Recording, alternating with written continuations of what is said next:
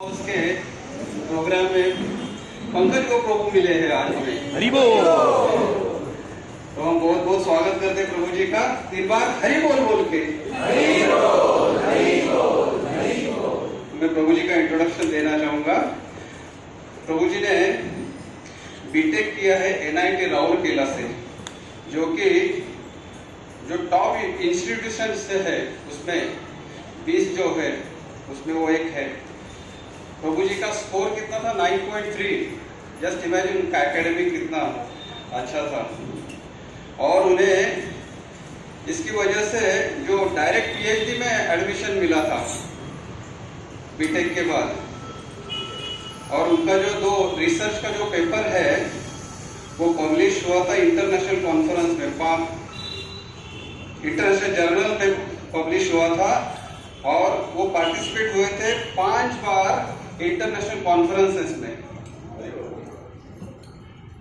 और प्रभु जी उन्होंने अपना इंटर्नशिप किया था IIT खड़गपुर में और Bhabha atomic research centre BAR से, अणुशक्ति नगर मुंबई, जो कि वो स्पॉन्सर्ड हुआ था Indian academy of science Bengaluru. तो प्रभु जी stood regional champion from the whole of Middle East, India, Africa continents in the 6th virtual steel making challenge organized by steeluniversity.org। और प्रभु जी president थे 5 club के, उनके जब भी कॉलेज दिनों में। वो चेस चैंपियन भी थे। प्रभु जी IIT और JEE coaching institute of Poona में है, तो वहां पे एज अ टीचर केमिस्ट्री के वो उनको सिखाते थे। ये तो हो गया प्रभु जी का एकेडमिक। और प्रभु जी का अभी स्पिरिचुअल जर्नी देखिए। उन्होंने 2014 में इस्कॉन पुणे ज्वाइन किया कि उनको ऐसे लग रहा था कि मैं सोसाइटी के लिए कुछ देना चाहता हूँ, आध्यात्मिक दिशा। तो प्रभु जी ने एक्सेप्ट किया और ब्रह्मचारी बन गए 2014 में इस्कॉन पुणे में।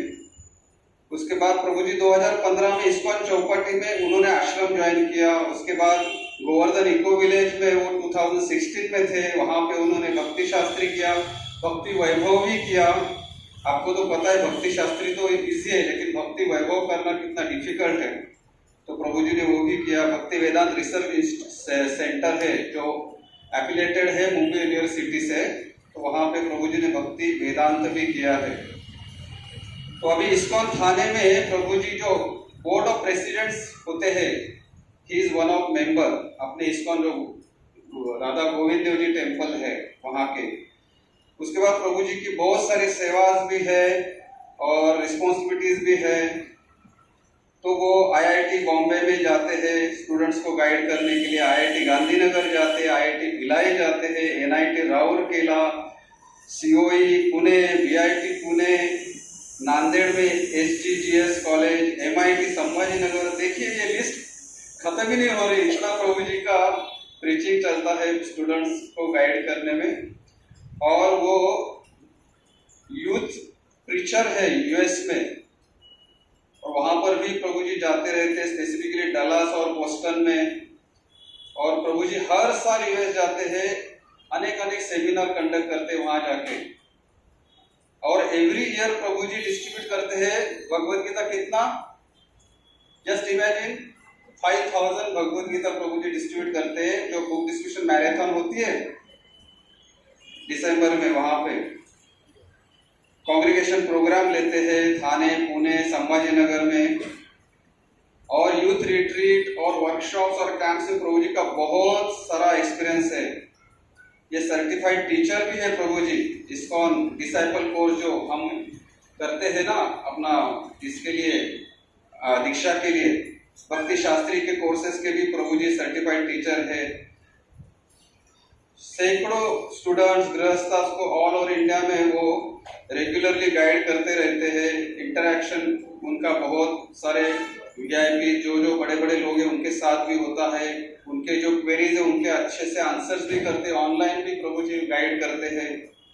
और जो मेगा किचन है कार्तिक यात्रा, हम कभी कार्तिक यात्रा जाते हैं तभी जो मेगा किचन जो हम सेटअप करते हैं ना, तो प्रभु जी असिस्ट करते हैं उसमें भी बहुत, वो ऑर्गेनाइज होता है इस्कॉन चौपाटी द्वारा। तो ऐसे महान वैष्णव का आज यहाँ पे पहली बार अपने प्रोग्राम में आगमन हुआ है, तो हम कृतज्ञता व्यक्त करते प्रभु जी को, यहाँ हमारे रिक्वेस्ट को वो सम्मानित करके आए हैं। तो प्रभु जी का फिर से एक बार हम हरे कृष्णा महामंत्र करके प्रभु जी का स्वागत करेंगे। हरे कृष्णा कृष्णा कृष्णा हरे हरे, हरे राम राम राम हरे हरे।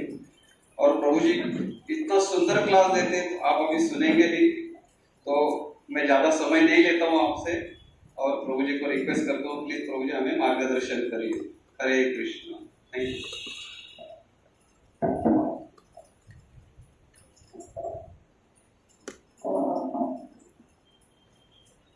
हरे कृष्ण।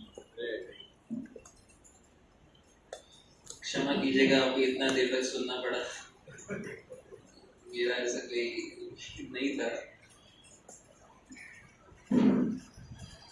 हरे कृष्ण। आवाज आ रही है?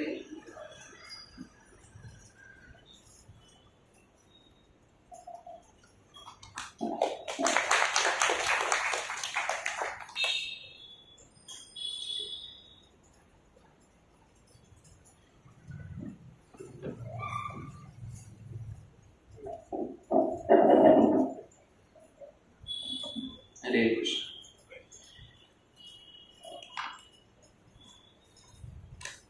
हम प्रार्थना करेंगे। ओम अज्ञानतिमिरन्धस्य ज्ञानाञ्जनशलाकया चक्षुरुन्मीलितं येन तस्मै श्रीगुरवे नमः। श्रीचैतन्यमनोभीष्टं स्थापितं येन भूतले स्वयं रूपः कदा मह्यं ददाति स्वपदान्तिकम्। वन्देऽहं श्रीगुरुं श्रीयुतापदकमलं श्रीगुरुं वैष्णवांश्च श्रीरूपं साग्रजातां सहगणा रघुनाथान्वितं तं सजीवं साद्वैतं सावधूतं परिजनसहितं कृष्णचैतन्यदेवं श्रीराधा कृष्णपादा सहगणा ललिता श्रीविशाखान्वितांश्च।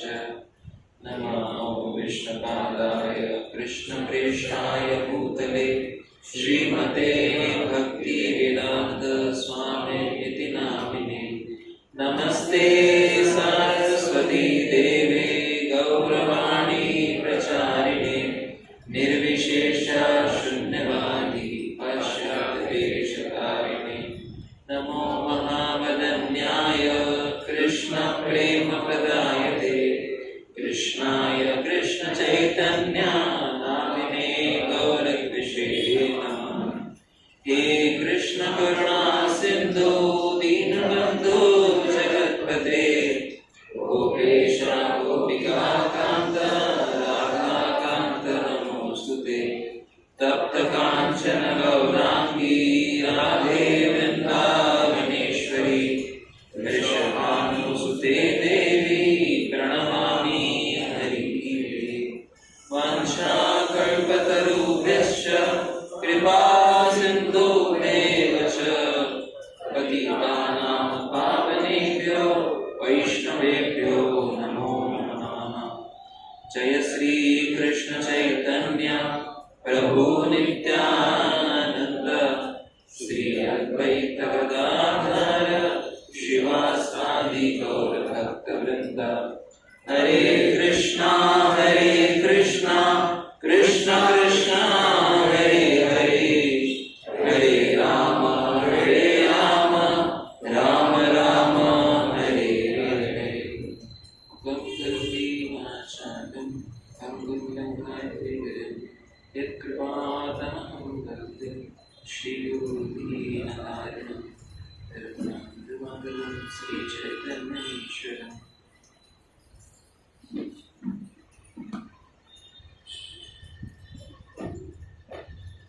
हरे कृष्णा।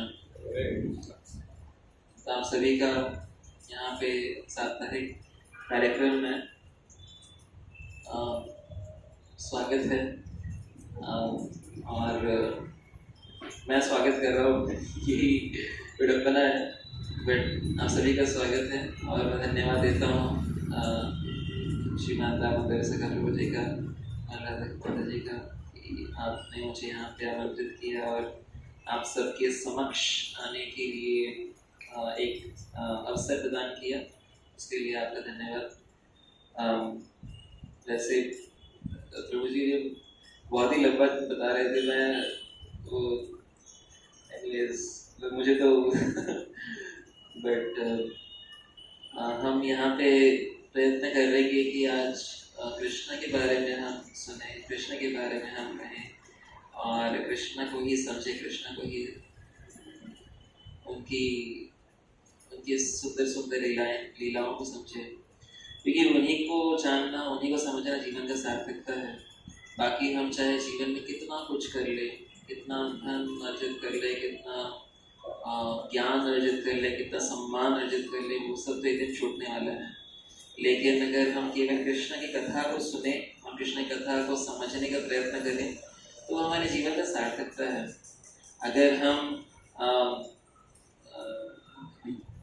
यहाँ पे जब मैं नीचे से ऊपर चढ़ रहा था, बहुत सारी चीज़ें हो रही थी। कोई कराटे सीख रहे हैं, कोई गाने गा रहे हैं, कोई कुछ डांस चल रहा है, कुछ लेडीज आ रहे हैं। तो क्लब हाउस है, वीकेंड सैटरडे को बहुत सारी चीज़ें हर क्लब हाउस में होती है। और क्लब हाउस में तो फिर भी ठीक है, लेकिन और पता नहीं कहाँ कहाँ क्या क्या होता है। लेकिन आप सब अपना बहुमूल्य कीमती समय निकाल के इधर आए हैं और अपने जीवन को सार्थक करने योग्य कथा, कीर्तन और प्रसाद का आप हर हफ्ते ये चयन कर रहे हैं। इसके लिए आप सबको इसका बहुत ही ज़्यादा मैं आपको अभिनंदन करता हूँ। I congratulate each one of you for doing what you are doing, and I keep requesting that you keep doing. हमारा छोटा सा जीवन, हमें लगता है बहुत सारी चीज़ें करनी है, लेकिन अगर सिर्फ यही एक चीज़ करते रहे कि हर शनिवार को इस छत में हम बैठे हैं, तो वो हमारे जीवन का एक सबसे बहुमूल्य और बेहतरीन डिसीजन होगा।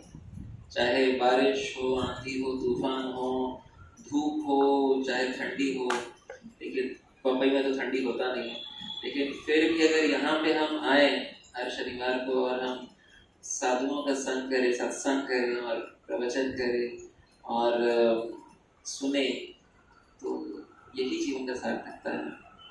कभी कभी मुझे भक्त कहते हैं कि इतना सब सुन रहे हैं, लेकिन सुन के हमें उसको हमारे जीवन में इम्प्लीमेंट करना है, उसको लागू करना है।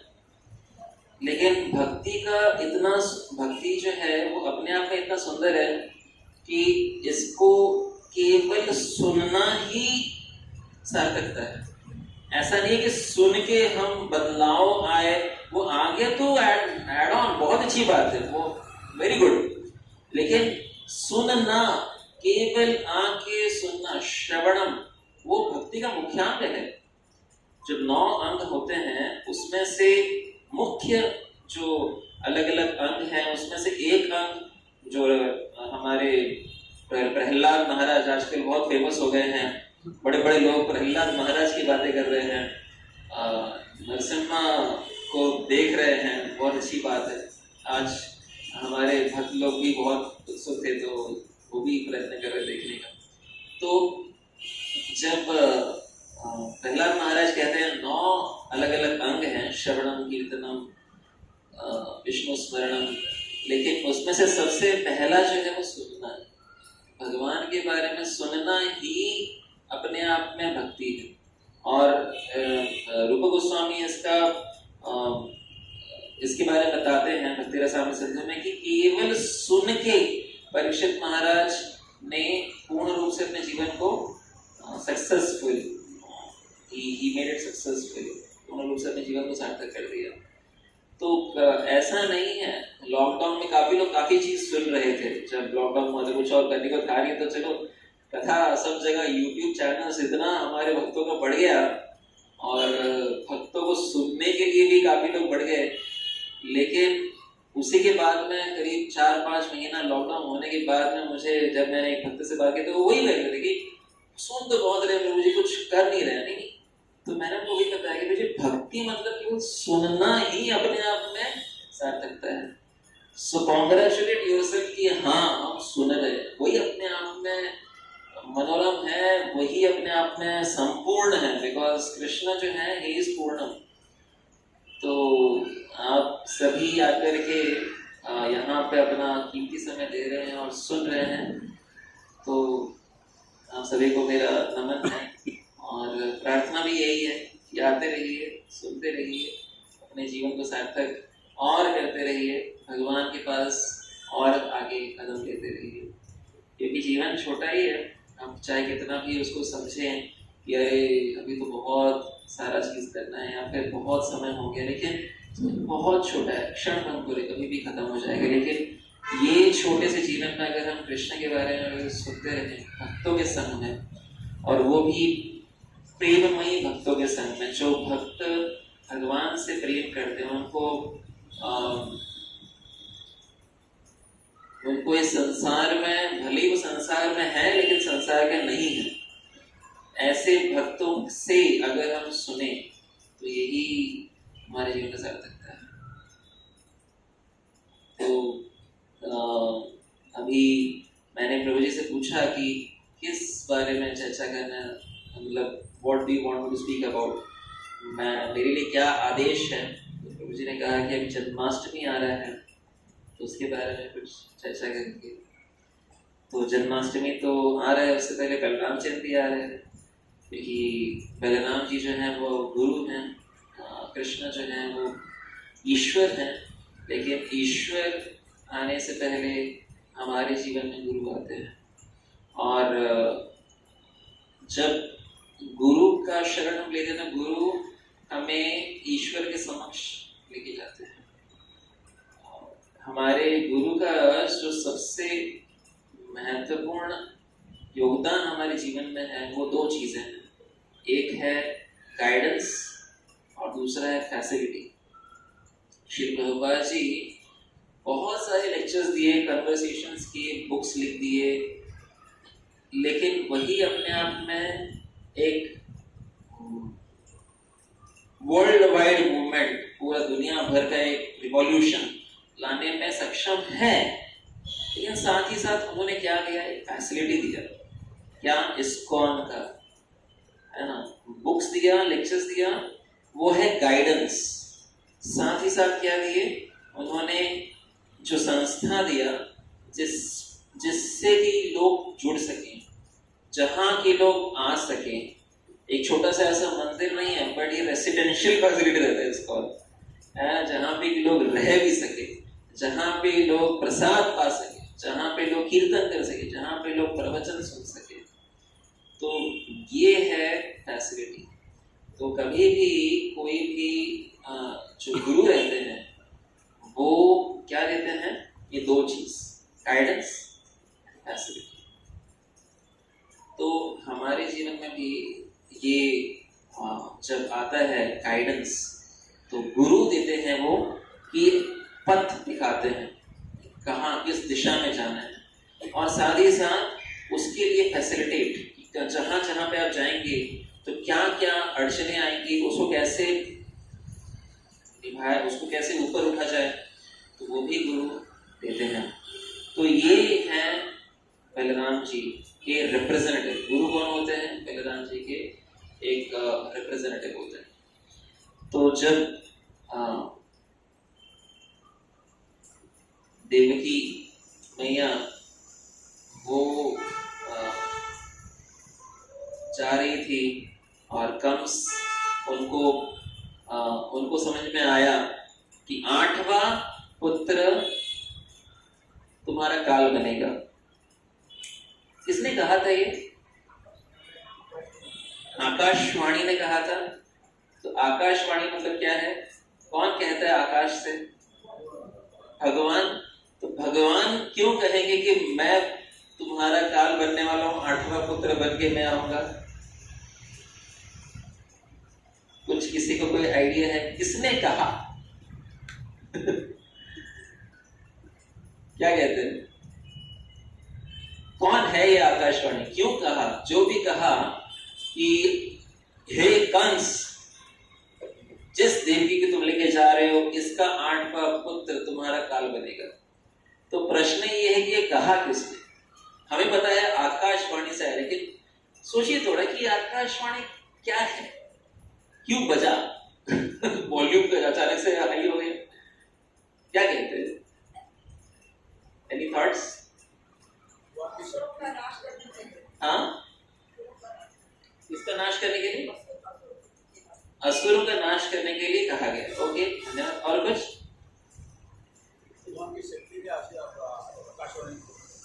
ओके, भगवान की शक्ति तो सब कुछ भगवान की शक्ति में ही आता है।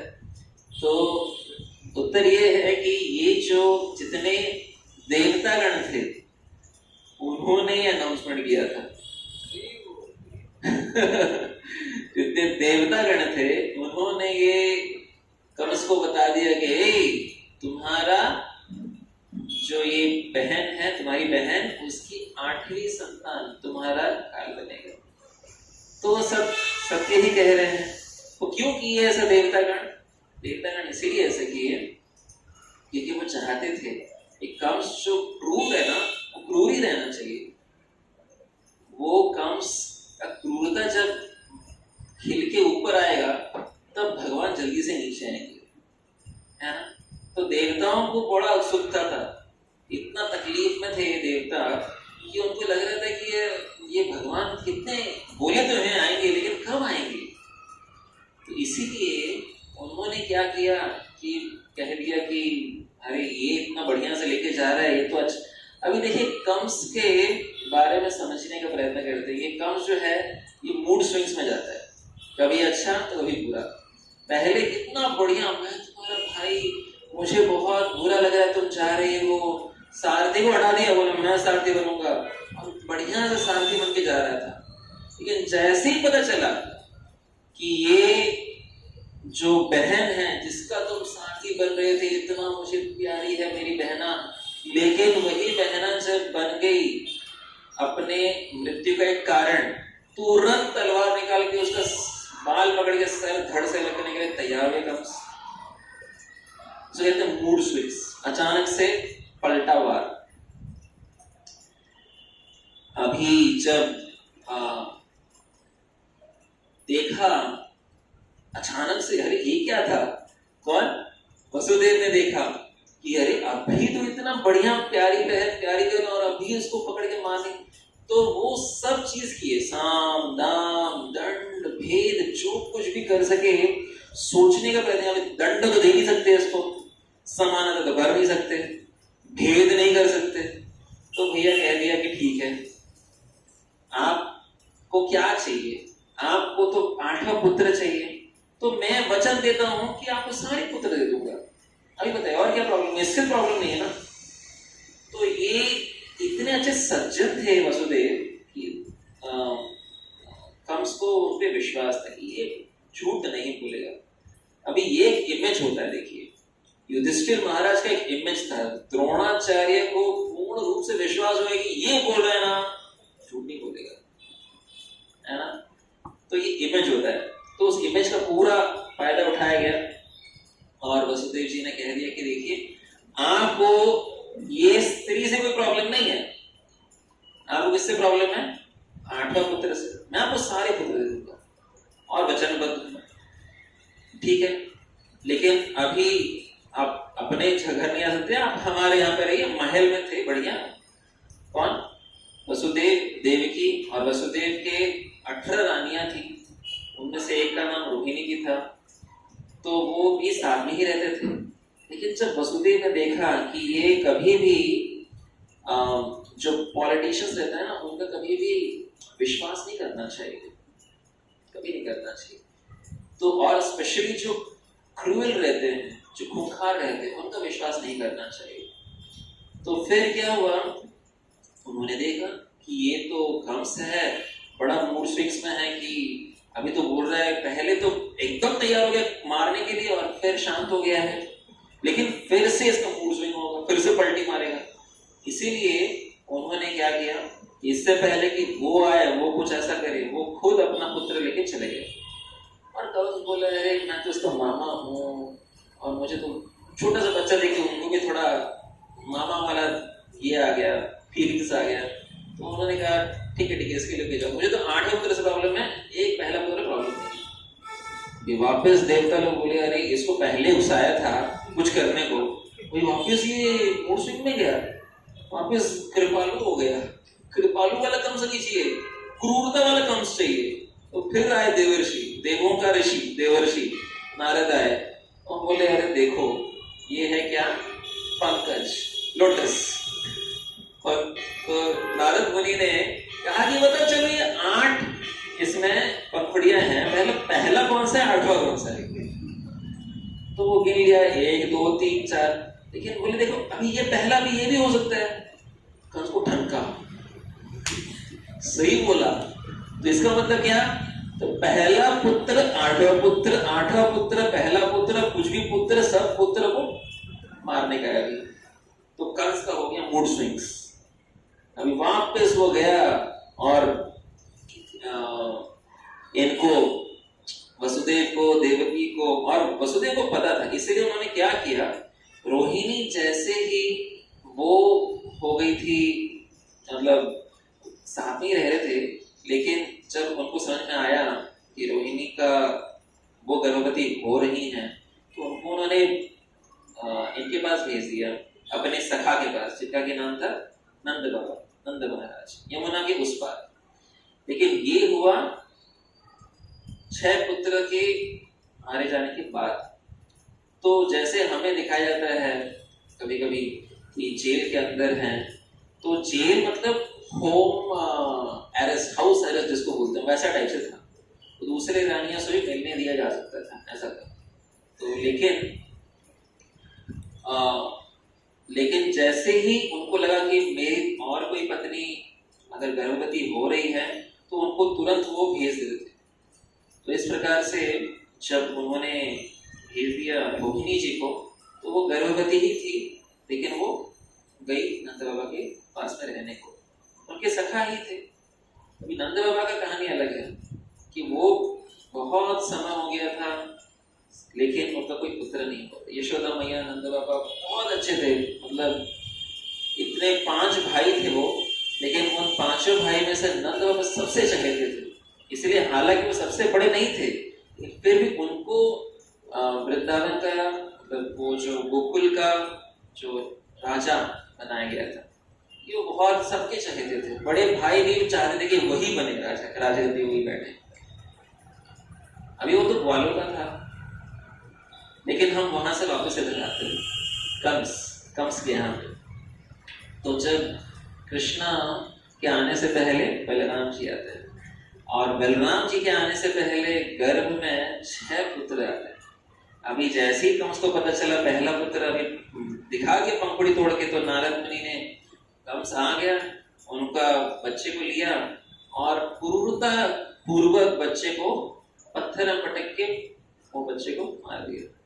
अभी सोचिए, कोई माँ है, उसके पुत्र को कोई मतलब मारे उनकी आंखों के सामने, तो बहुत पीड़ा होती है। और आंखों के सामने वो सर, आंख, छोटे छोटे हाथ, छोटे छोटे जो भी रहता है, सब एक एक चीज तो बिखर जाए, तो वो तो झेल ही नहीं पाएगी माँ। लेकिन ये है कृष्णा को हमारे जीवन में लाने की दास्तान। कृष्ण हमारे जीवन में इतने आसानी से नहीं आएंगे। आपको अगर पिछले साल राम जी का मंदिर खुला था ना, राम मंदिर, तब एक कहानी, तब एक सॉन्ग बहुत फेमस हुआ था, मेरे झोपड़ी के भाग आज खुल जाएंगे, राम आएंगे। तो राम आएंगे, वैसे ही कृष्ण भी आएंगे, लेकिन कीमत चुकाना पड़ेगा। अभी कीमत बड़ा डेंजरस है।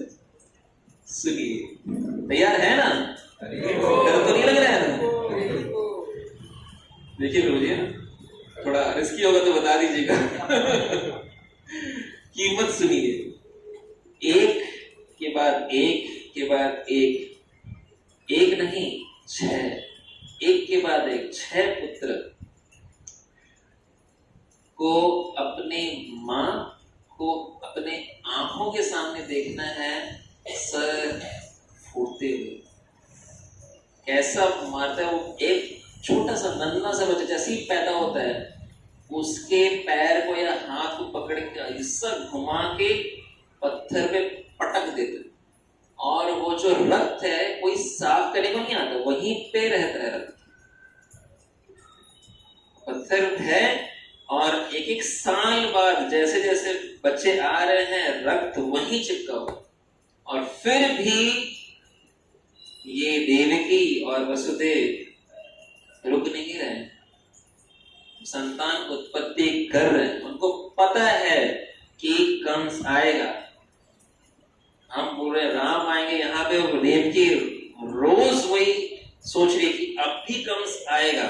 और सोचिए कैसे होगी वो रात जब वो सो रही है और वो कंस का सपने में आता है, और आके वो गर्भवती है, बच्चा नहीं आया है, लेकिन वो आके बच्चे को पटक के जा रहा है।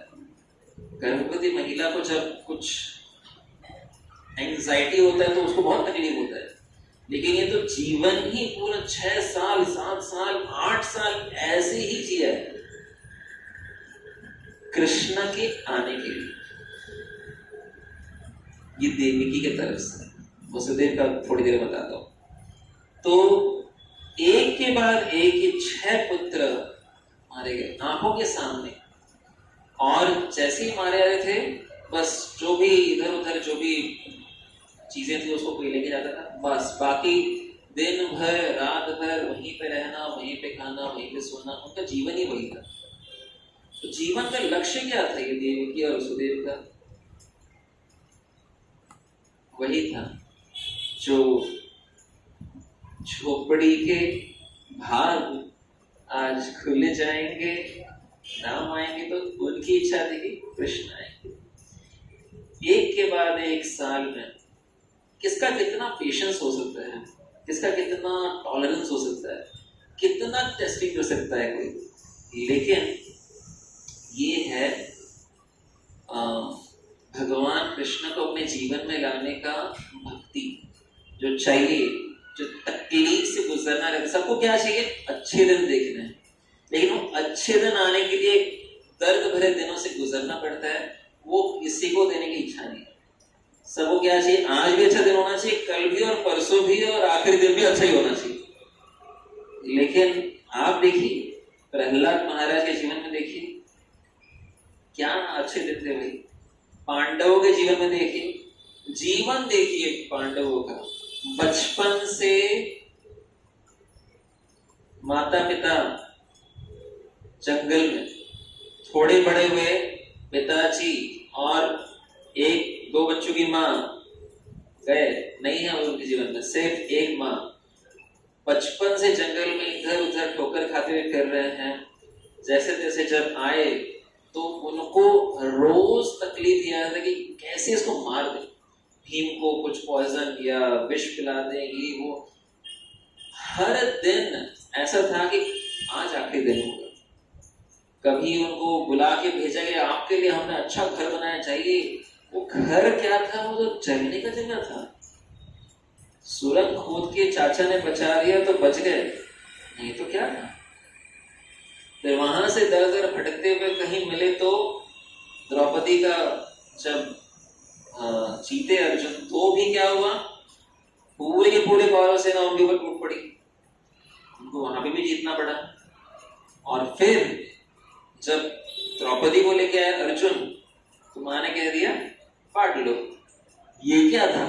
आज तक कभी ऐसा हुआ नहीं। एक एक पल देखिए उनका, कहाँ है सुकून, कहाँ है एसी, कहाँ है बढ़िया सा गाड़ी, कहाँ है बंगला, जीवन तकलीफ भरा हुआ है। उससे पहले अभी वो कुंती महारानी का कहानी, वो जब प्रार्थनाएं करती तो उसमें तो पूरा विवरण आ ही जाता है।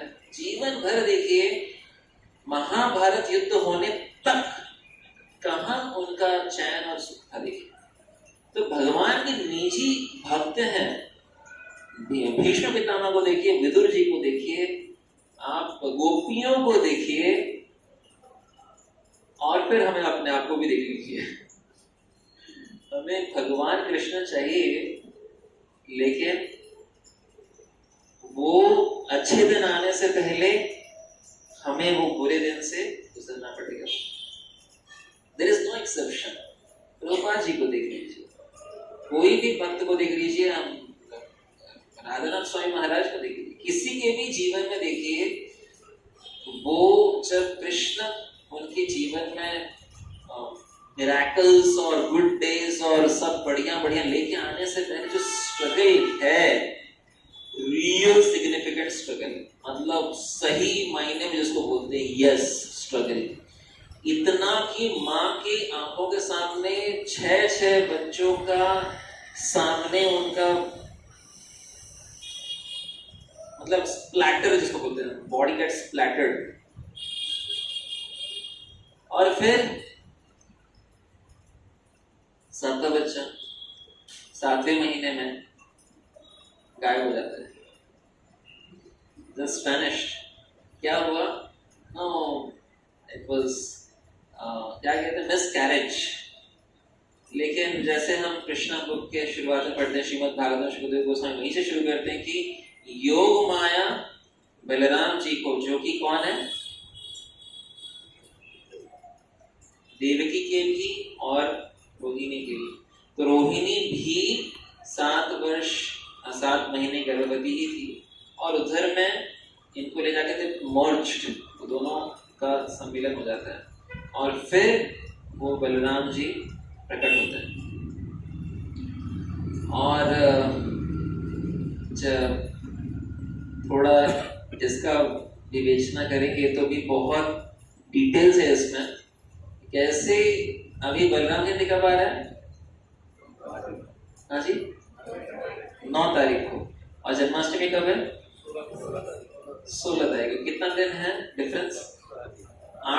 7 या 8 दिन है ना। अष्टमी बलराम जयंती और अष्टमी मैंने 7 या 8 दिन का डिफरेंस होता है। बलराम जी कृष्ण से कितने बड़े हैं? 8 दिन। क्या कहते हैं आप? बलराम जी कृष्ण से कितने बड़े हैं? 1 साल 8 दिन।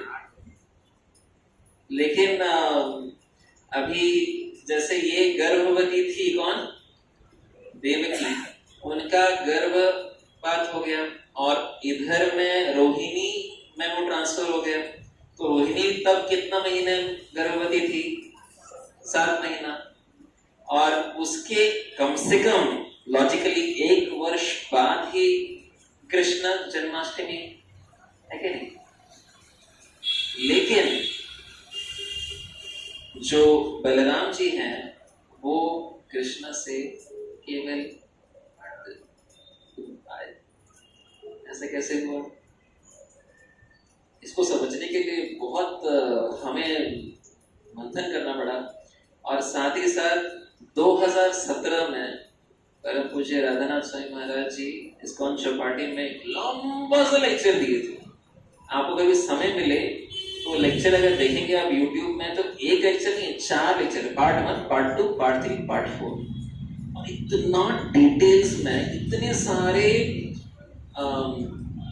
आचार्यों की टीका टिप्पणी साथ में लेकर के वो उन्होंने दिया था वो लेक्चर। इट वाज हिस्टोरिकल, मतलब वो खुद कह रहे थे कि इतने सारे चीजों को बताने के लिए थोड़ा सा पीछे जाना पड़ेगा, इसको समझने थोड़ा पीछे, we have to go little back.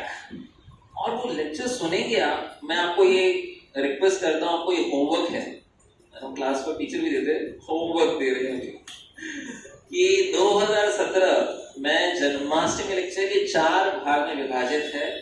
Radhanath Swami Maharaj ISKCON Chowpatty, आप कृपया करके अगले 14 दिन है आपके पास, प्रयत्न कीजिए सुनने का, बहुत सुंदर है।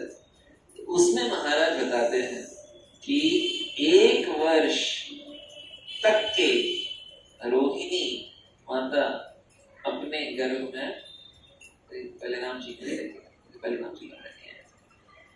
अभी इसको समझने के लिए बहुत आसान है, आपको और एक प्रश्न पूछता हूँ, आपको समझ में आ जाएगा। आपको पता है प्रहलाद महाराज की माता का नाम क्या है? कयाधु। अभी हिरण्यकशिपु जब गए थे तपस्या करने, तो कयाधु क्या थी? वो गर्भवती थी, और उनको उनके गर्भवती होने के कारण देवतागण उनको आक्रमण भी किए थे। तब नारद मुनि वहां पे आकर उनको बचाए थे, और नारद मुनि कयाधु को लेकर अपने कहां पे चले गए थे? आश्रम। कयाधु गर्भवती। और हिरण्यकशिपु कितने वर्ष तक के तपस्या किए? हाँ जी, 10,000 वर्ष। और जब हिरण्यकशिपु, अभी उससे पहले गर्भवती है ये, और हिरण्यकशिपु जब वापस आके राजा बने, प्रहलाद महाराज कितने साल के थे? तो अभी बताइए कैसे संभव है ये? सोचा था कभी आपने कैसे संभव है ये? 5 साल का बच्चा, और ये 10,000 साल जाके आए, और जब गए थे तभी तो ये प्रेग्नेंट हुई होगी ना, तभी तो ये गर्भवती हुई होगी। तो फिर इतना समय 10,000 साल कहां गया? तो प्रहलाद महाराज कितने वर्ष के हैं? प्रहलाद महाराज का आयु क्या है? छोटा सा बच्चा। और कितने साल तक की उन्होंने नारद मुनि से भागवतम सुना? कितने समय तक के? हरे कृष्णा। तो श्रीमद् भागवतम जो है आपके सारे इक्वेशंस को हिला के सामने रख देता है। तो ये है बलराम जी, जब वो इधर गर्भ उनका जब, और तब 8वां पुत्र आने के लिए तैयार हो। 8वां पुत्र है कृष्ण, स्वयं कृष्ण। ये कृष्ण जो है ये विष्णु नहीं है, कृष्ण कृष्ण है। लोग कहते हैं कि कृष्ण जो है ये भी एक अवतार है, नहीं, कृष्ण अवतारी। विष्णु जो है वो कई बार अलग अलग रूप लेके आते हैं, लेकिन कृष्ण नहीं आते, कृष्ण बन के नहीं आए।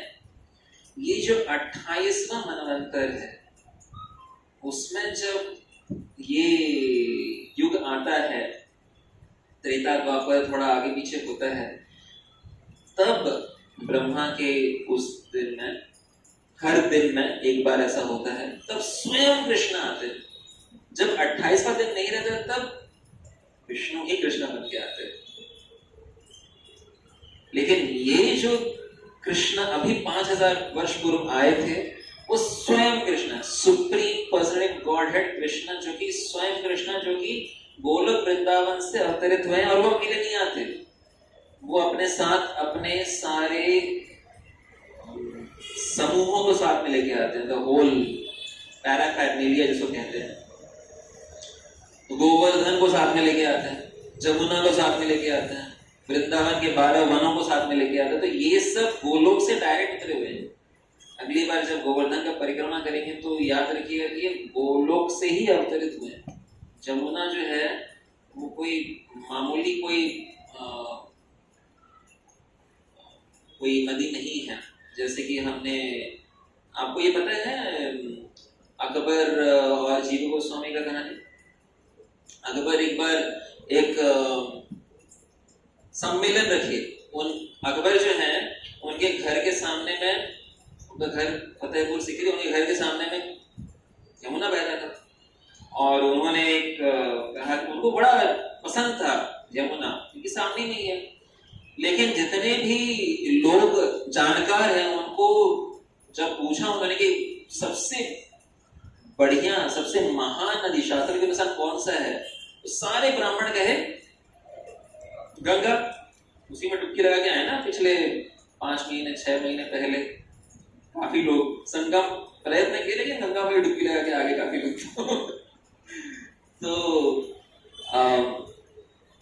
तो उन्होंने एक सम्मेलन आयोजित किया कि भाई जितने लोग गंगा के बारे में बता सकते हैं और जमुना के बारे में बता सकते हैं और जो भी जीता उसको हम रिवॉर्ड्स देंगे। तो ये तो कहते रहते कभी कभी। तो फिर काफी लोग आ गए, ऐसे लोग आ गए जो कि गंगा का गुणगान करे, लेकिन कोई नहीं मिला था जो कि जमुना का गुणगान करे। तो फिर उन्होंने पूछा कि कोई भी नहीं है जमुना का गुणगान करेगा। तो फिर उनके लोगों ने बताया कि हाँ एक जन है। कौन है वो? उनका नाम है जीव गोस्वामी। उनको जाके पूछ सकते।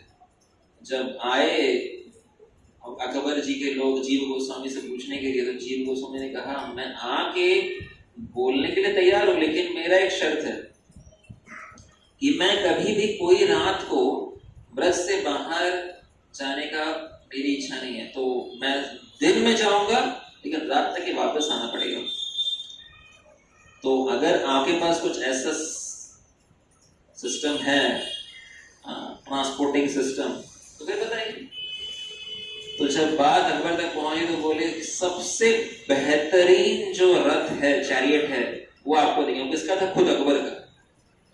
तो राजा के रथ में बैठ करके जीव गोस्वामी आए और आकर के उन्होंने कहा किसके बारे में? जमुना के बारे में। और इतने सारे लोग गंगा का गुणगान किए, जीव गोस्वामी खड़े होकर गंगा का गुणगान किए।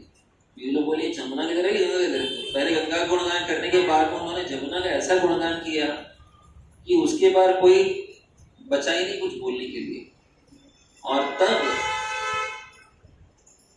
अकबर ने कहा कि वो खुश हो गए जब जमुना जीत गई और अकबर खुश हो गए। तो उन्होंने कहा कि बताइए आपको मुझे कुछ देना है, क्या देना? तो जीव गोस्वामी ने कुछ मांगा। किसी को पता है क्या मांगा जीव गोस्वामी? अगर आप इस प्रश्न का उत्तर बता सके तो मैं आपको एक गिफ्ट दूंगा, जैसे अकबर ने दिया था। मैं तो अकबर हूं नहीं, मेरे पास कुछ है ही नहीं वैसे, ठन गोपाल, बट स्टिल कोई इस प्रश्न का उत्तर देने का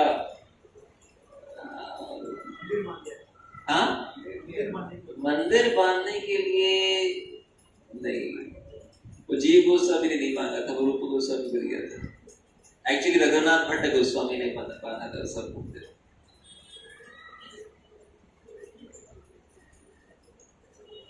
सोचिए, जीव गोस्वामी को अकबर कह रहे हैं मांगो क्या चाहिए, और उन्होंने कुछ तो मांगा।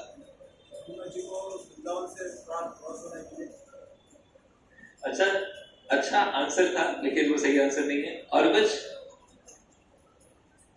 प्रयत्न कीजिए, आप सोच नहीं पाएंगे। Actually it is very difficult to think the answer to this question. बता दूं? पता था शायद आपको। उन्होंने मांगा पेपर चाहिए। पेपर क्या?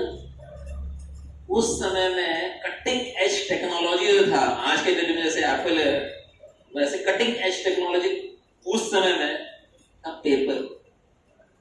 जीव गोस्वामी, सॉरी मैं जन्माष्टमी के थोड़ा उधर जा रहा हूं, बट जीव गोस्वामी आ गए तो आ गए। अभी जीव गोस्वामी जब लिखते थे ना, उन्होंने 4 लाख श्लोक खुद लिखे, 4 लाख श्लोक खुद लिखा उन्होंने। लेकिन जब वो लिखते थे इतने इंटेलिजेंट थे वो कि अभी एक पन्ने पे, अभी पेपर तो था नहीं, किस पे लिखते थे? पत्ते पे। अभी भी चैतन्य चरितामृत आपको देखेंगे तो पत्ते पे लिखा हुआ, वो वृंदावन रिसर्च सेंटर में मिल जाएगा। तो वहां पे पत्ते जो हैं उस पे ऐसा दबा के खरोच करके लिखना पड़ता था। और उसके बाद ये पेज नंबर 1 है, उसके पीछे पेज नंबर 2, लेकिन उसके ऊपर में कुछ तो ऐसा डालना पड़ता था जिससे कि वो सूखे और जिससे कि वो परमानेंट रहे, और उसके बाद सुखाना पड़ता था धूप में। और फिर वो जब सूख जाएगा तब दूसरे पेज में पीछे लिखना पड़ता था। तो पेज नंबर वन लिखने के बाद मैं थोड़ा समय लगेगा ना इसको सूखने को, तो फिर जीव गोस्वामी सोचे कि मैं इतना समय मेरा व्यतीत हो रहा है, मुझे लिखना है इतना कुछ, लेकिन सूखने के लिए समय देना पड़ता है। तो वो क्या करते थे, पेज नंबर 1 लिखने के बाद ऐसा सूखने के लिए रखते थे और पेज नंबर 3 लिखते थे, फिर वो लिखने के बाद उसको सूखने के लिए रखते थे, पेज नंबर 2 लिखते थे, फिर पेज नंबर 4 लिखते थे। आपको समझा? इतना इंटेलिजेंट है हमारे गोस्वामी। आप जाएंगे बीएचयू में, बनारस हिंदू यूनिवर्सिटी, वहां पे एक अलग सेक्शन है जीव गोस्वामी स्टडीज। इतना उनके लिटरेचर्स हैं।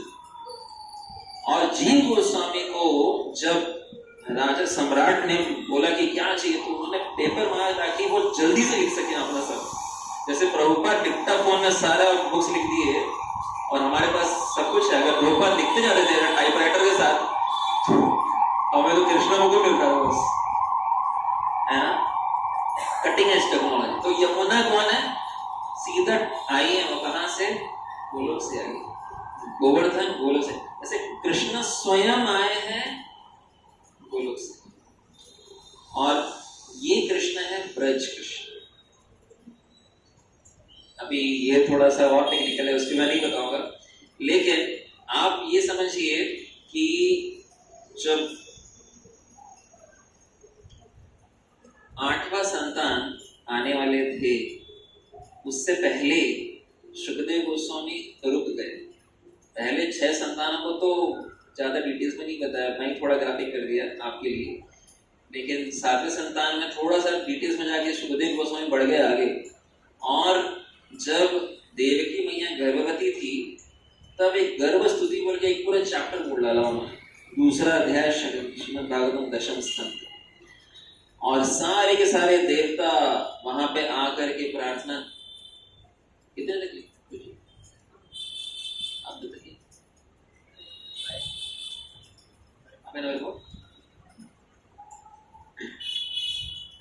तो जब गर्भ स्तुति पूरा उन्होंने किया, अलग अलग देवतागण गर्भ स्तुति करने के उपरांत जब एक दिन आया जब कृष्ण प्रकट होने वाले थे। अभी कृष्ण प्रकट होने से पहले थोड़ा सा पीछे जाते हैं और समझने का प्रयत्न करते हैं सब हुआ क्यों और इससे हमें क्या सीखना है। कृष्णा, जैसे मैंने बताया, आने से पहले हमारे जो 6 पुत्र हैं वो दर्शाते हैं 6 अनर्थ, काम, क्रोध, लोभ, मोह, मद, मत्सर्य। तो ये 6 अनर्थ एक एक करके जब इसको क्षय किया जाए, जब इसको मारा जाए, उसके बाद उस जगह पे, उस स्थान पे प्रकट होते हैं गुरु, जो कि वो जगह को साफ करते हैं। और वो जगह जब पूर्ण रूप से शुद्ध हो गया, तब वहां प्राकट्य होता है। आचार्य हमें बताते हैं कि ये जो 6 पुत्र हैं, ये इनका 2 जन्म हो चुका है। तो ये थे 6 पुत्र जो कि मारीच के पुत्र थे। मारीच वो कौन है? एक मुनि, एक ऋषि। तो उनके पुत्र, उन्होंने क्या किया, जब ब्रह्मा से कुछ तो त्रुटि हुई, कुछ गलती हुआ। क्या गलती हुआ कि उनके जब ब्रह्मा इस सृष्टि का रचना कर रहे थे, तब वहां पे उन्होंने देखा कि उनकी रचना से ही एक पुत्री आई है, लेकिन उसी से वो आकर्षित हो उठे। और जब वो आकर्षित हो गए तब उन्हीं के पीछे भाग रहे थे। तब उनके पीछे भागते हुए देख ये 6 पुत्र वो हंस रहे थे। बाकी सारे साधु वो सब प्रार्थना कर रहे थे कि हे ईश्वर, ये क्या है जो स्वयं ब्रह्मा है, अगर अपनी पुत्री के पीछे जाएगी, आकर्षित होगी, तो ये कहाँ सही है। लेकिन कुछ पुत्र वो थोड़ा सा हंसती है। और उसके लिए ब्रह्मा तो वापस अपनी जगह पे आके सेवा करने लग गए, लेकिन जिन्होंने उनका तिरस्कार किया था उनको ये शाप दिया क्या कि पहले वो एक जीवन हो चुका था जब वो हिरण्यकशिपु के हाथों मारे गए थे, और अभी ये दूसरा जीवन हुआ जहां पे कि वो कंस के हाथों मारे गए। सीख ये है कि कोई अगर महान है, वो चाहे थोड़ा गलती भी कर दे, कृष्ण उसको सीरियसली नहीं लेते। कृष्ण कहते हैं अभिचेत सुदुराचारो भजते माम अनन्य भाव। वो कौन है? मेरा भक्त है। साधु रेव समंतव्य, आंख उठा के देखेगा नहीं उसको। क्यों? माजा मेरा है। क्यों? वो मत पूछो। अभी मान के चलिए एक माँ है, उसका बेटा है, जाके सामने वाले के घर का गमला तोड़ दिया, ठीक है, किया गलती, मंजूर है, लेकिन सामने वाला अगर आके उसको फिर थप्पड़ मार दिया, माँ क्या करेगी? गमला तोड़ा, मैं 4 गमले लेके दूंगी, मेरे बेटे के ऊपर आंख उठा के देखने में, है कि नहीं? माँ है ना। पिता भी होंगे तो भी कुछ करेंगे, ठीक है, गलती क्या, मैं मारूंगा उसको, मैं सुधारूंगा उसको, वो कुछ नहीं करेगा, छूने का। उसी प्रकार कोई भक्त है ना, भगवान उसको खुद का मानते हैं, और सबको ये बोलते हैं देखो कुछ भी हो जाए, भले वो कुछ भी कर ले। जब 4 कुमार आकर के जय और विजय को उन्होंने दे दिया, कर्ज कर दिया, उन्होंने दे दिया शाप कि तुम जाओगे इस धरातल में, तुम्हें इस जगह पे रहने का तुम्हारा कोई औकात ही नहीं है, यहाँ से निकल जाओ। तब विष्णु जब वहां पे आ गए तो उन्होंने कहा कि ऐसा उन्होंने कहा, श्रीमद् भागवतम 3 स्कंद का 16वां अध्याय है, थोड़ा समय मिले तो पढ़िएगा, पहला से 16 फर्स्ट से 16 वर्सेस। तो इतने सुंदर तरीके से विष्णु जी कहते हैं कि इन सब को, ये जो 4 कुमार हैं, वो समझ में ही नहीं आता कि भगवान हमारा गुणगान कर रहे हैं कि हमें डांट रहे हैं। वो बोलते हैं आप जो बोल रहे हैं ना, हमारे पूरा ऊपर से टैंजेंशियली जा रहा है और कुछ भी नहीं घुसा, लेकिन आप जो कुछ बोल रहे हैं बहुत अच्छा बोल रहे हैं, आप बोलते रहिए। तो विष्णु जी कहते हैं कि ये जो है ना, अगर ये मेरे सेवक हैं, इनसे कुछ गलती हुई है तो मैं मेरे हाथ काट डालूंगा। I will lop off my hands rather than of they offending a ब्राह्मण। आप सब ब्राह्मण हैं, लेकिन आप सबको तकलीफ देने से पहले अगर इन्होंने कुछ किया है तो इसका मतलब है कि मैं मेरा हाथ काटूंगा। इसके लिए विश्वनाथ चक्रवर्ती ठाकुर इसका मतलब बताते हैं, कहते हैं कि भगवान ये कह रहे हैं कि ये मेरे हाथ हैं, ये जो है ना, आपने इनको शापित कर दिया कि मेरे से दूर चले जाओ, लेकिन बहुत बड़ा गलती किया आपने, क्योंकि ये मेरे हाथ है, आपने मेरे हाथ काट डाले, ऐसा उसका मतलब है।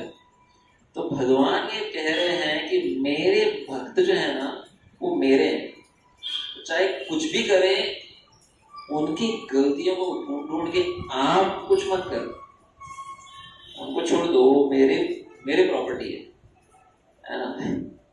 तो थोड़ा चीजों को हमें ध्यान देना है।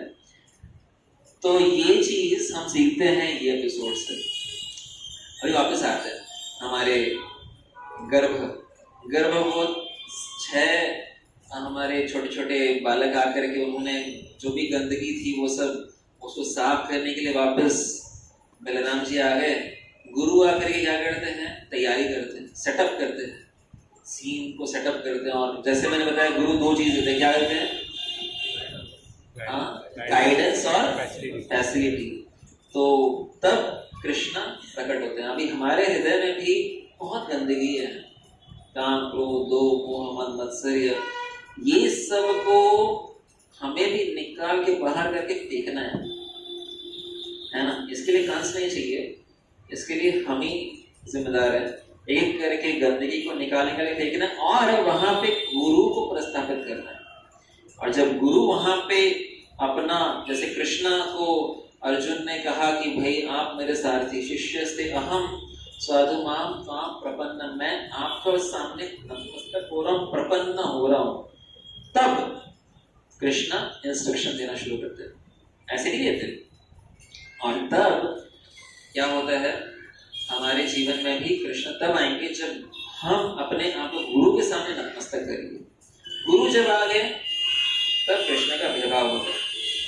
अभी कृष्ण का आविर्भाव होने के लिए आपको खोलना पड़ेगा श्रीमद् भागवतम दशम स्कंद 3रा अध्याय 1ला श्लोक। आपके पास है? आपके यंत्र भागवत तो होगा, यंत्र भागवत निकालिए, vedabase.io या फिर आपका एप्स वेब्स ट्रांसेंड और बहुत सारे होंगे, तो कृपया करके उसमें जाइए श्रीमद् भागवतम दशम स्कंद 3रा अध्याय 1ला श्लोक, जहां पे कृष्ण का आविर्भाव होने वाला है। तो उसको हम देखेंगे और उसी के साथ हम बहुत सुंदर श्लोक है, बहुत लंबा भी है, क्योंकि एक श्लोक नहीं है, सीधा 1 से 5 कॉम्बो श्लोक है। श्री शुक उवाच, वो वाला श्लोक मिल गया?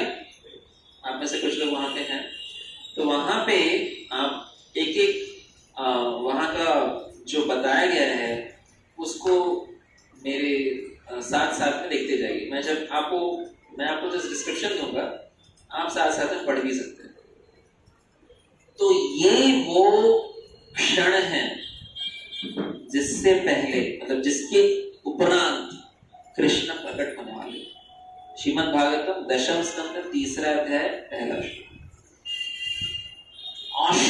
Auspicious time for the appearance of the Lord, भगवान के आने से पहले जो समय, वो जो समय है, क्या हुआ वो एकदम वो समय, क्योंकि भगवान अभी आ रहे हैं तो समय क्या हो गया, एकदम बढ़िया, ऑस्पिशियस।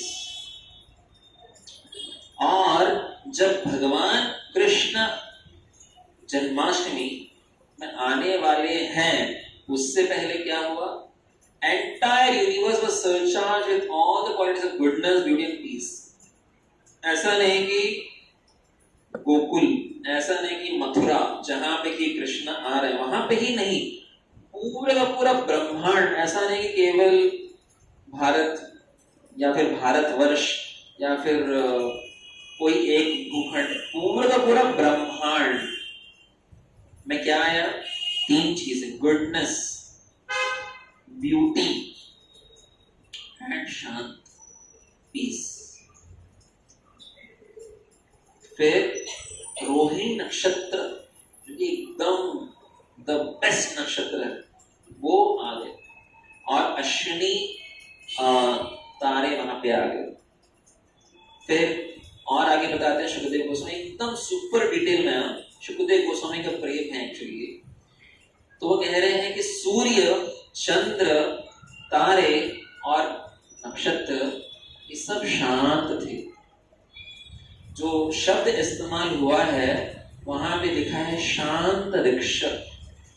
सब के सारे जितने भी अलग अलग अजान जन्म ऋक्ष यानी कि रोहिणी नक्षत्र, और शांत ऋक्ष यानी कि जितने भी तारे और जितने भी सूर्य, चंद्र, ग्रह, तारकम, ग्रह यानी कि अलग अलग प्लैनेट्स, और तारकम यानी कि तारे, जैसे कि अश्विनी, सारी दिशा में ये सब क्या थे, शांत थे।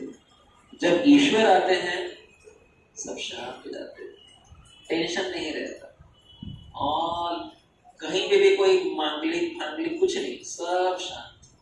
चलिए पीसफुल आगे देखिए।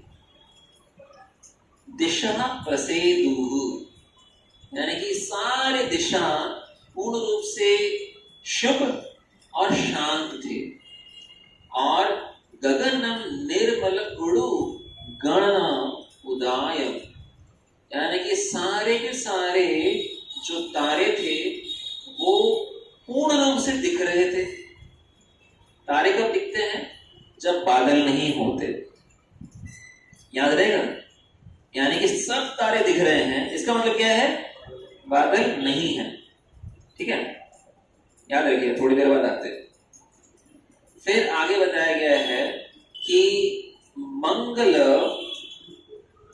भूयस्त पूरा ग्राम ब्रज आकरह, यानी कि जितने भी तालुका, जितने भी जगह, जितने भी ऐसा ग्राम है जहां पे कि, और जहां पे माइंस हैं, जहां पे पैस्चरिंग ग्राउंड्स है, सारे के सारे एकदम सफाचट, एकदम साफ, शुद्ध, सौम्य और स्वच्छ। नद्यः प्रसन्न सलिलः, जितने भी नदी हैं उनके पानी जो है एकदम किल किल किल किल किल किल किल करके बह रहे हैं। हृदा जलारूह श्रियः, जितने भी पॉन्ड्स हैं, लेक्स हैं, जलाशय, वो सब क्या है? बहुत सुंदर दिख रहे थे। क्यों दिख रहे थे सुंदर? क्योंकि उसमें जल आरूह, जल से जो निकला है, जल आरूह, आरूह मतलब ऊपर उठना। जल से क्या ऊपर उठता है? कमल के फूल, है ना। पंकज, पंक मतलब जो गंदगी है, उसमें से अज मतलब जो उगता है, जन्म लेता है, ज पंकज। ऐसे अंबु, ज अंबु मतलब पानी, अंबु में जो ज उगता है, पंकज, अंबुज, ये जलारूह मतलब वही है, यानी कि क्या? कमल, कमल का फूल।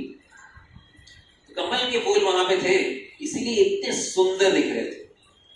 तो देखिए, मतलब कृष्णा इधर आ रहे हैं, लेकिन पूरा पूरा ब्रह्मांड को दिखा रहे हैं। कौन? सुखदेव, ये उनका प्रेम है। द्विज आली कुट सन्नाद, कुल सन्नाद तावकवा, तो जितने भी पक्षियां हैं, स्पेशली कुकू, कुकू क्या कहते हैं? कोयल, और जितने भी बीज, वो सब बहुत सुंदर सुंदर तरीके से गा रहे थे, और उनका गाना ऐसा मनोरम था जैसे कि स्वयं भगवान का प्राकट्य हो रहा है। प्रार्थना कर रहे हैं उनको। वनराजयः, यानी कि जितने भी पेड़ और प्लांट्स, वो सब भी बहुत अच्छे दिख रहे थे। बहौ वायु सुख स्पर्शः, तो जैसे ही हवा बह रहा था तो ऐसा लग रहा था कि बहुत अच्छा लग रहा है। ऐसा नहीं कि ह्यूमिडिटी था और पसीना पसीना, ऐसा नहीं, बहुत बढ़िया लग रहा था। फिर आगे पुण्य गंधवाह, बहुत सुंदर से फ्रैग्रेंस, यानी कि बहुत सुंदर खुशबू उसमें बह रही थी।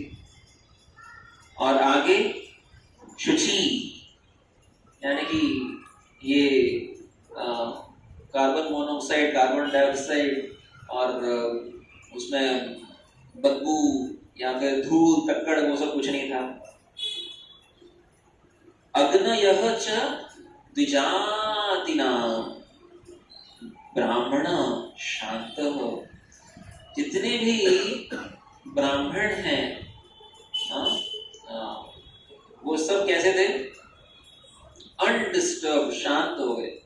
स्टेडी, काम, क्वाइट, प्रोपर, 4 शब्द लिख रहे हैं वहां पे, क्योंकि ब्राह्मण बहुत कभी कभी टेंशन में आते हैं, उत्तेजित रहते हैं। तो जितने भी ब्राह्मण थे सब शांत, पीसफुल। तो ये सब ध्यान रखिएगा, जब कृष्ण आने वाले हैं जन्माष्टमी के दिन।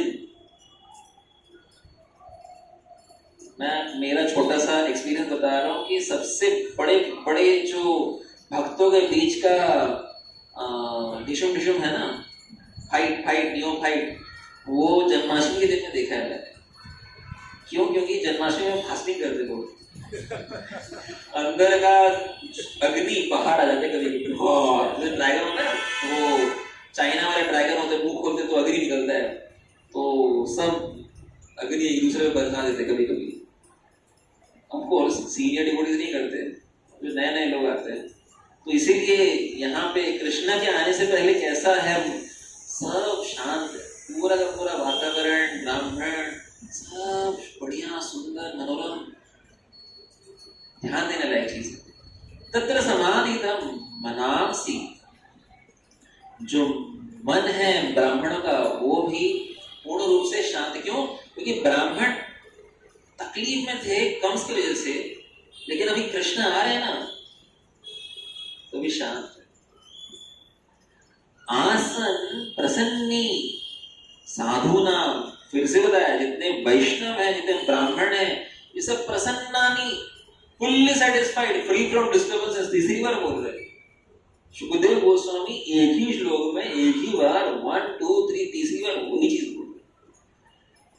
असुर द्रुहम, जो कि कंसे से दबाए गए थे, उन सब को ये, क्योंकि वो करने नहीं देता ना कुछ। जया जायमाने अजने, अजने मतलब जो कि कभी जन्म नहीं लेते। कौन है वो? जो जन्म लेने वाले हैं थोड़ी देर में जो जन्म नहीं लेते वो जन्म लेने वाले, वो है कृष्ण। अभी इसको आप समझिए। तस्मिन नेदुहु दुंदुभिः समम, ऐसे समय पे ऊपर से आवाज आने लगी दुंदुभी का, डुम डुम डुम डुम डुम डुम, है ना। तो ये तैयारी है किसका? जन्माष्टमी का। आगे के श्लोक मैं डिटेल्स में नहीं जाऊंगा, जल्दी से बता देता हूं, समय को सामने रखे। तो किन्नर गंधर्व बहुत सुंदर तरीके से गाने गाने लगे, चिन्नर और चानर और सिद्ध और विद्याधर और अप्सरा सब, कोई प्रार्थना कर रहा है, कोई डांस कर रहे हैं, सब अपने अपने तरीके से। मान लीजिए आप डांस करना आता है तो कृष्ण की सेवा के लिए क्या करना है? डांस करना। गाना आता है तो गाना गाना है, और मैनेजमेंट आता है तो मैनेजमेंट करना है, क्राउड कंट्रोल करना है फंड कलेक्शन आता है या नहीं आता है तो भी फंड कलेक्शन करना है सेवा है। और फिर यहाँ पे जितने भी देवता हैं वो सब क्या करते हैं? पुष्प की वर्षा करते हैं, और बहुत सुंदर सुंदर। और यहाँ पे देखिए ये 7वें और 8वें श्लोक में, clouds gather in the sky. अभी कौन नहीं थे? यहाँ पे आ गए और क्या कर रहे हैं? जैसे समुद्र का आवाज आता है वैसे वो कर रहे हैं। और थोड़ी देर में यहाँ पे हमने बताया था कि जन्माष्टमी है, लेकिन यहीं पे थोड़ी देर बाद वो कहेंगे कि मून, चंद्रमा जो थी पूरा फुल थी, अभी ये कैसे हो गया? फुल मून कैसे हो गया? तो वही है कि कृष्ण जो है जब आते हैं तब वो, उनके लिए ये सब नियम कानून नहीं आते। चंद्रमा को पूरा दिखाना है, चंद्रवंशी है ना कृष्ण, तो उनको कैसे वो आधा कर दे। तो इस प्रकार से जब कृष्ण जन्माष्टमी होता है तब जितने भी the cosmos adjust itself to please Krishna. हर एक कण कण जो है अपने आप को पूर्ण रूप से कृष्णमयी बनाते हैं ताकि वो कृष्ण का सेवा कर सके। तो हम ये भगवान की भक्ति करने का प्रयत्न कर रहे हैं। जैसे जन्माष्टमी और बलराम जयंती आ रहा है, आइए हम भी प्रयत्न करें कि हमारे जो हृदय है और हमारी चेतना है उसको भगवान में कृष्णमयी बनाएं। हरे कृष्ण।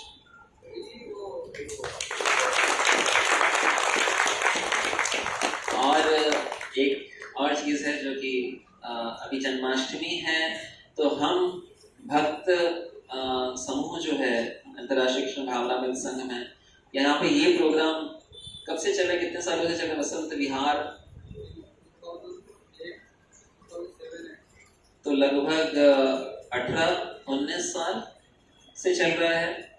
लेकिन 18-19 साल से जब जन्माष्टमी आता है तो हमारे सब भक्तों के लिए एक बहुत बढ़िया क्या था? त्योहार था बोले बोला था। अभी क्या है? अभी हम सब भक्त मिलके क्या कर रहे हैं? ये त्योहार को सारे लोगों को देने के लिए हम कर रहे हैं। So from we were previously guests और अभी हम बन गए होस्ट। फर्क कहाँ आ गया कि जिस घड़ी का इंतजार था वो स्वयं भगवान यही ठाणे में अवतरित हो गए, राधा गोविंद देव जी के रूप में। हरि बोल। तो जब भगवान आते हैं, वृंदावन में आते हैं, तो वृंदावन और शांत नहीं बच जाता, बहुत सारी चीजें होती है। तो वैसे ही जब भगवान आए, राधा गोविंद देव जी आए ठाणे में, तो साथ ही साथ बहुत सारे सेवाएं भी लेके आए, काफी सारे भक्तों का समय और उनका अलग अलग तरीके से चेतना को भगवान ने अपने सेवा में लगा लिया। और अभी जन्माष्टमी का जो ये समय है, इसको हम सब भक्त समय और चेतना तो लगा ही रहे हैं, साथ ही साथ धन भी भगवान की सेवा में लगाने, क्योंकि धन किसका है? ईश्वर का ही है। लक्ष्मी जो है भगवान का ही है, उन्हीं की सेवा में सही रहेगा। तो जब लक्ष्मी का जन्म हुआ समुद्र मंथन में, तो ऐसे एक वरमाला पकड़ के वो सबको देख रही थी, और सबको देखते देखते एक एक को वो लगा, ये भी नहीं, ये भी नहीं, वो भी नहीं, ये भी नहीं, और आखिरी में जाकर के भगवान विष्णु जो वहीं पे थे, उन्हीं के गले में वो वरमाला डाल दी। तो लक्ष्मी हमेशा वही चाहती है कि वो भगवान का सेवा करे, लेकिन ये जो सेवा है वो भगवान के भक्तों को दिया जा रहा है कि आप कृपया करके जितना भी लक्ष्मी है उसको सेवा में लगाएं। हमारा स्वयं का भी, जब हम यूथ प्रीचिंग करते हैं, तब हम सारे यूथ को वही कहते हैं कि आप जितना भी लक्ष्मी कमा रहे हैं, अभी यूथ में ट्रेनिंग दे सकते हैं, तो उसका 1/10वां भाग आप भगवान को सीधा दे दीजिए। Whatever you are earning, give 10% minimum. मैं एक बार 2013 में भागवतम क्लास नहीं, संडे की क्लास अटेंड कर रहा था, चौपाटी में दे रहे थे श्रीनाथ जी प्रभु। तो वो कह रहे थे कि ये जो राधा गोपीनाथ मंदिर बना है और इतने सारी चीजें हुई हैं, ये तभी हुआ है जब 50% जो प्रॉफिट का 50% है वो हमने भगवान को दिया है। मैंने कृष्ण चंद्र मैंने ऐसा करके वो बताए थे, खुद उनके मुंह से मैंने सुना है। तो जब तक कि भगवान की भक्त एक sacrifice in terms of finances also नहीं करेंगे, तब तक के भगवान का जो यश है वो पूर्ण रूप से फैलेगा नहीं। और सच्चाई तो यही है कि इस्कॉन जैसे अंतर्राष्ट्रीय संघ में इतने सारे डिवोटीज हैं, लेकिन हम लोग एक, क्या आपको सबको पता होगा, एक सेना, प्रभुपाद का सेना, हमारे दामोदर सखा प्रभु हमारे सैनिक है, माता जी और प्रभु जी, और आप सब उस सेना में भाग ले रहे हैं। तो जिससे भी हम मिले या फिर जिनको भी हम जानते हैं, साल में 2 बार, बाकी साल भर आप उनको दीजिए, भक्ति दीजिए, प्रसाद दीजिए, कथा सुनाइए, लेकिन साल में 2 बार हमें उनसे कुछ मांगना भी चाहिए। एक बार जन्माष्टमी के समय कि पूरा साल भर का जितना भी मंदिर का खर्चा है वो हम साल भर मांगते ही रहते, एक ही बार मांगते हैं साल में। वो कब है? फंड्स मांगते हैं एक बार जन्माष्टमी के समय, पूरे साल भर का मेंटेनेंस हो जाए उसमें। और दूसरी बार हम उनको विनती करते, रिक्वेस्ट करते हैं कि आप पुस्तक लीजिए, और पुस्तक के लिए चाहे तो ये कीजिए, क्या कहते हैं उसको, बुक डिस्ट्रीब्यूशन या फिर बुक्स का स्पॉन्सरशिप कीजिए, है ना। तो वो दिसंबर में, और ये जून जुलाई अगस्त में। तो जून से अगस्त तक के जो समय है उसमें हम एक बार हम लोगों को अप्रोच करते हैं, उनको मांगते हैं। क्यों मांगते हैं? ताकि उनका लक्ष्मी जो है, उनका पैसा है, लक्ष्मी नहीं, उनके पैसे को लक्ष्मी के में परिवर्तित करे। और वो किसके पास में संधि है? आप सब उसमें भाग ले सकते हैं कि जितने भी लोगों को आप जानते हैं, उनके धन जो अर्जित किया उन्होंने, उसको उसमें से कुछ भी भाग वो लक्ष्मी अगर बन जाए तो उनका भला है। ये ना सोचे कि उसमें आपको कुछ मिलेगा या फिर किसी और को कुछ मिलेगा, ये है कि उनको मिलेगा। It is he who is donating और she who is donating is winning. फायदा उनका है, जीत उनका है। और जैसे मैं बता रहा था, इस्कॉन में जितने डिवोटीज हैं वो खुद अगर केवल अपना 10% धन को डोनेट कर दें तो ये फंड कलेक्शन मैराथन का जरूरत ही ना पड़ेगा। लेकिन सच्चाई ये है कि मुश्किल है, होता नहीं है ना। हमारे जो डिवोटीज हैं उनको भी ये जो तत्परता आए कि चलो जितना भी मैं पैसा कमा रहा हूँ उसका 90% ही मैं व्यय करूंगा, 10% राधा गोविंद के नाम। दिस इज राधा गोपीनाथ के नाम। कौन है यहाँ पे? गोपीनाथ जी, गोविंद देव जी? गोपीनाथ, हमारे गोविंद देव जी गोपीनाथ जैसे ही दिखते हैं, है ना। जितने भी लोग आए ये तो गोपीनाथ जी ही है, थोड़े से चप्पी है, चप्पी गाल गाल बटे बटे। तो ये हमारे गोविंद देव जी हैं, आकर के सेवा हमें दिए हैं और उस सेवा के लिए ही हम जैसे होता है ना, गुरुकुल के बच्चे जाते हैं भीख मांगते हैं, भगवती भिक्षाम देही, वैसे ही हम हमारे गुरु के लिए भिक्षा मांगते हैं। कृपा कृपा हमारे खुद के लिए क्या चाहिए, गुरु के लिए। प्राणेर अर्थेर धिया वाचा, कृष्ण स्वयं कहते हैं। प्राण दे सकते हैं तो प्राण दे दीजिए, प्राण नहीं दे पाएंगे अर्थ दे दीजिए, वो भी नहीं दे पाएंगे कुछ जो हमारा इंटेलिजेंस है, बुद्धि है, ध्यान, उसको दीजिए। वो भी नहीं हो रहा है, भगवान के बारे में बोलिए, जस्ट प्रीच। सो ये जन्माष्टमी फंड कलेक्शन मैराथन में आप सभी आपको आमंत्रित है कि जी भर के अच्छे से पार्टिसिपेट कीजिए। अभी 2 अगस्त है तो अभी सबके सैलरी स्लिप्स आए होंगे और आजकल वीकेंड है, सब कोई थोड़ा आराम से सोच रहे हो कैसे खर्च करूं, कौन सी मूवी जाऊं, क्या क्या मूवी आई है आजकल। लेकिन आपके पास में संधि है कि थोड़ा अपना फोन घुमाइए, लोगों के पास जाइए, या फिर कुछ नहीं हुआ है तो प्रार्थना कीजिए भगवान से कि किसी का तो लक्ष्मी, किसी का तो धन लक्ष्मी। हरे कृष्ण। तो आप सभी का बहुत बहुत धन्यवाद, बहुत बहुत आभार, समय निकाल के आपने सुना। और मुझसे कुछ त्रुटि या भूल भी हो तो कृपया करके क्षमा करें।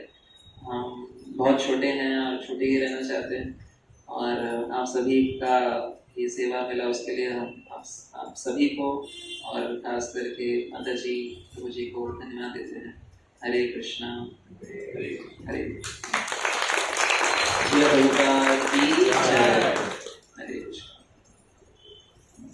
कृष्णा।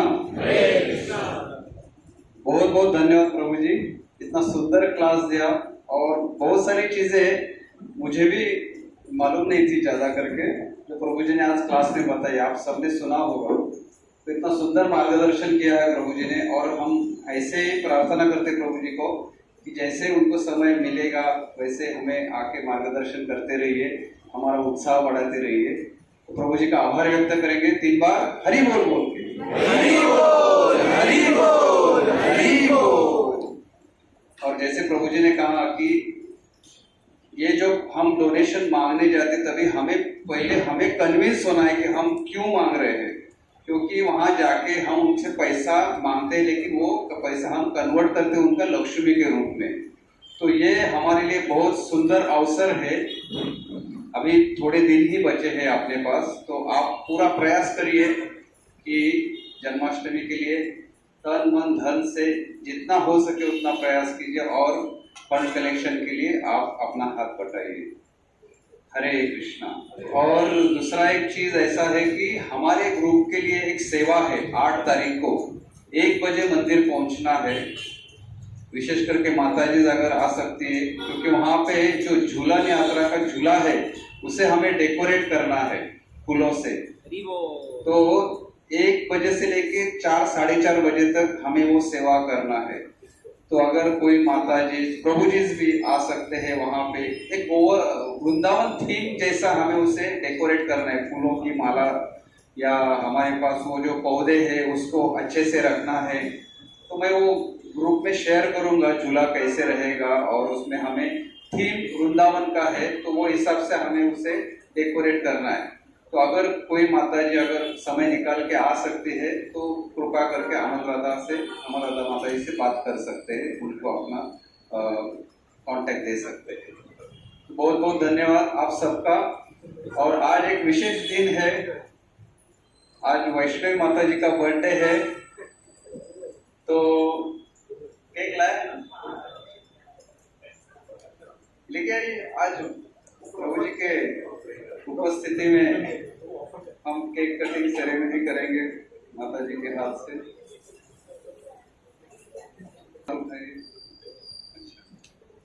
तो कैसे लगा आपको प्रोग्राम? बहुत अच्छा लगा। अच्छा, कृपा करके ऐसे आते रहिए, हर एक शनिवार को यहाँ पे प्रोग्राम होता है। अभी अगले शनिवार नहीं होगा क्योंकि हम लोग बलराम जयंती सेलिब्रेट करने जा रहे हैं, और उसके अगले शनिवार रविवार भी नहीं होगा क्योंकि हम जन्माष्टमी मनाने जा रहे हैं। तो 2 शनिवार के गैप के बाद हमारा फिर से शनिवार का कार्यक्रम होगा।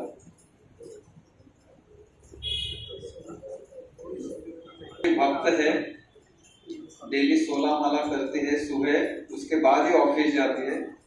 She has done aeronautical engineering Bangalore में किया है उन्होंने, और अभी L&T में वो सेवा देती है एज अ मैनेजर करके।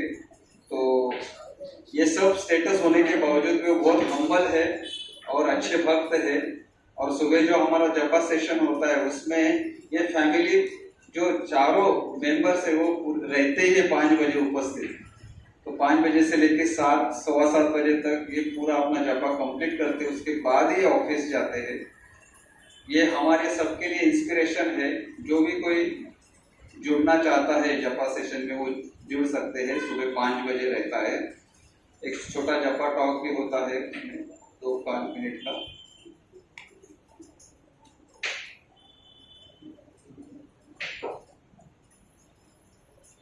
तो आज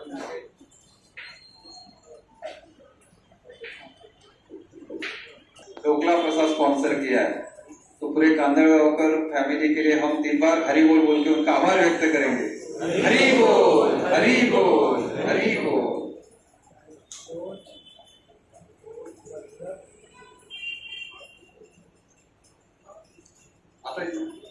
शारी माता जी ने स्पॉन्सर किया है।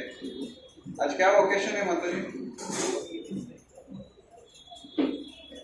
ऐसे भक्तों की सेवा करते। पेरू प्रसाद किसने स्पॉन्सर किया है? अच्छा, विमल वर्मा माता जी ने स्पॉन्सर किया है, और सेंटर से अपना खिचड़ी और पापड़ का सजा। तो सभी भक्तों का हम आभार व्यक्त करेंगे 3 बार हरि बोल बोल के। हरि बोल, हरि बोल, हरि बोल।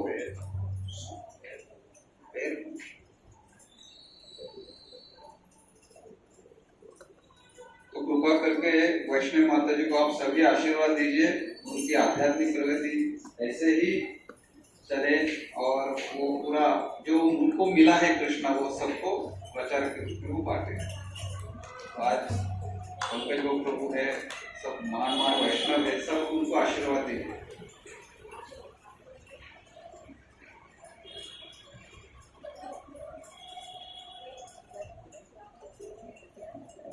हरि बोल।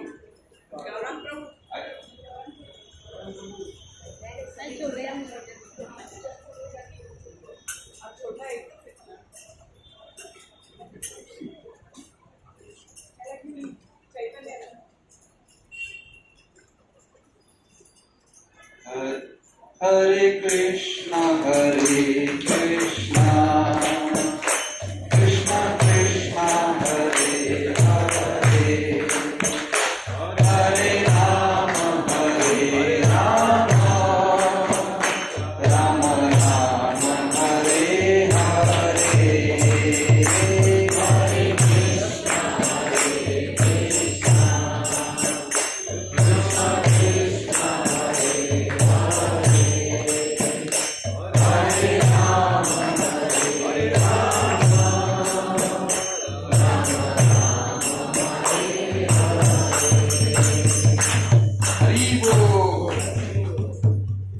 सबको पता है कि अभी ये जो साल है परम पूज्य राधानाथ स्वामी महाराज का 75th बर्थ ईयर हम लोग मना रहे हैं।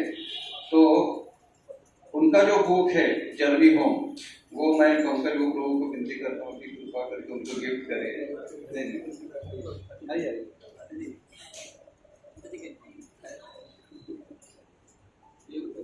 आप दोनों मिलके दीजिए।